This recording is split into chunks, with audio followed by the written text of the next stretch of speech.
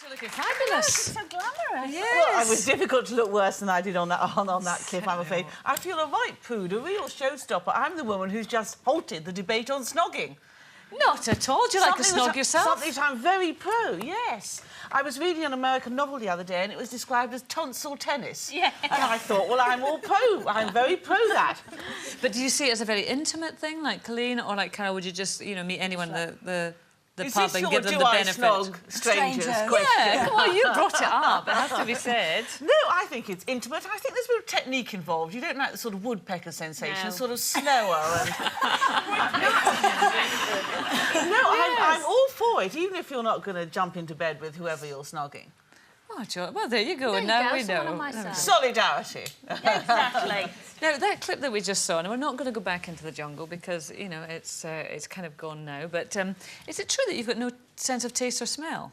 I haven't got a very good sense of taste. I think I should have had my tonsils and adenoids out as a kid, and I didn't. But the kangaroo testicle, I mean, everyone has to be famous for something. I never thought in my wildest dreams it would be munching my way through a kangaroo's private parts. And I went to a lunch the other day and I stood up and I said, I really must have some ladylike manners now. I said, I want to reassure the rest of the kangaroo population of Australia, don't worry, guys, the panic's over. I'm not coming back for seconds. But it was such a good show. We had such a nice bunch of people. I thought I'd be voted off first. I never thought I'd win, and I was simply thrilled to bits. But the surprising thing was when I got back was just everyone came up to me and said how much they'd enjoyed it and all our adventures and so on.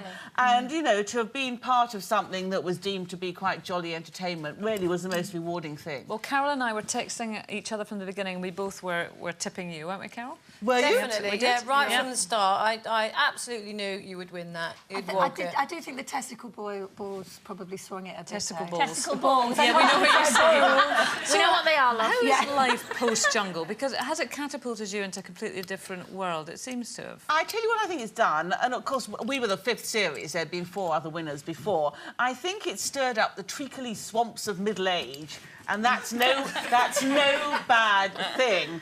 I've just recently, your makeup department said, how are you so brown? And I've just been guest speaking on the QM2, the Cunard ship, because I wrote a book on the QE2, and I went from Rio up to New York, which was a nice little drift through the Caribbean. It was wonderful. And I've done a whole lot of telly, a whole lot of speaking. I'm very good at dishing out awards. I've really got it fine now. The nominees are, and the winner is, and you rip open the envelope, and I hope that there's a name inside, preferably one that you can pronounce, and then you dish out the prize and you shove off. So things have improved professionally for you then? Yes, it's just been... I decided when I agreed to do I'm a Celeb, and I used to live in Australia, that I was going to enjoy it. Because I think if you go into that sort of virtual reality television, you should go in with a certain spirit and enjoy it. And I said, whatever Ant and Dec say, it's your turn to do so-and-so, then you'll give it a shot. But I'm very British, and I think that's very British spirit.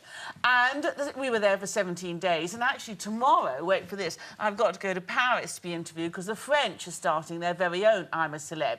So I said, oh, yes. Rice and beans, and they were a bit cagey about that. I said, I think they're probably going to have half-hour deliveries and little delicacies like foie gras, and, you know. So I'm waiting to see how they're going to do it. But that's turned you into a bit of a professional celebrity, hasn't it? Well, no, I'm not Chantel, dear. Do you mind? No, you have been. I mean, I admire Chantel. I've met Chantel.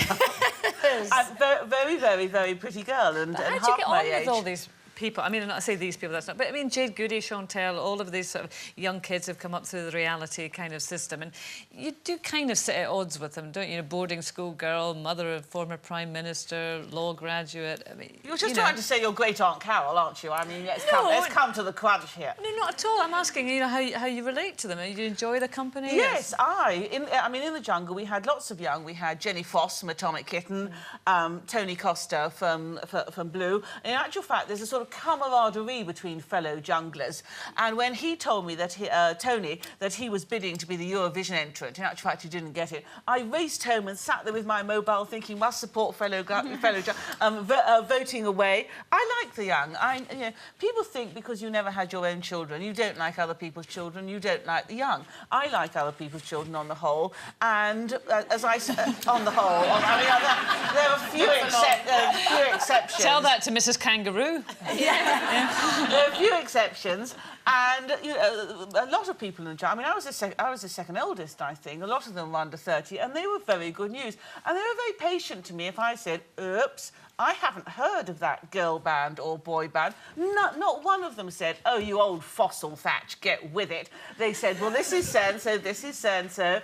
You know, obviously thinking that my taste in music, I probably thought I was a contemporary of Beethoven. Do you know what, Carol? This is amusing me because I interviewed your mother once and she never let me get a word in edgeways. You've done the bloomin' same. Carol Thatcher, everyone. There's plenty more where that came from. Just click here to watch more interviews with a whole range of famous faces. And click here to subscribe. It's free, so you'd be silly not to, really.